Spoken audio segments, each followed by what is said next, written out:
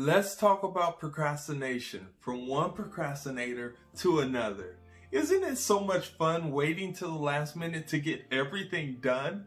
Don't you get so much joy from all the stress and anxiety of cramming everything in at the last minute to barely pass that course or test or project at work or at school?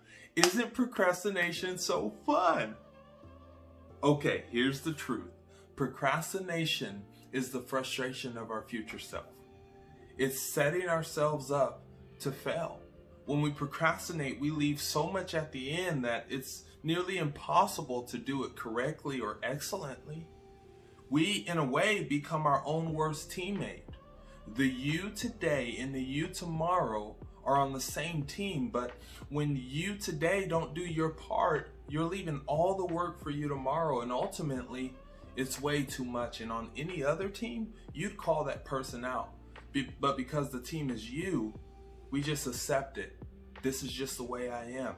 When the truth is, that's not the case, right? No one wakes up choosing procrastination or mediocrity.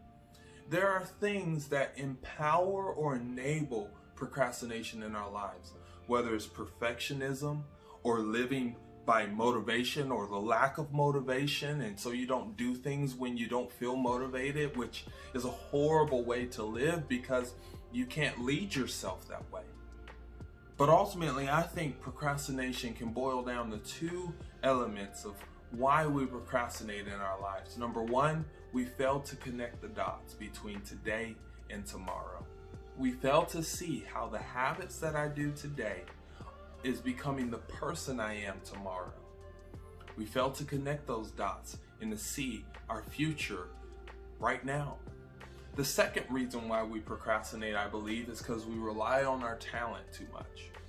We're good in certain areas, and so because we're good at something, we don't have to prepare or plan as much, and so we leave it till the end. And what's the problem with talent is that there's only so long until you aren't the most talented in the room anymore. There'll be people as talented as you, but they work harder, and ultimately your talent will be your downfall.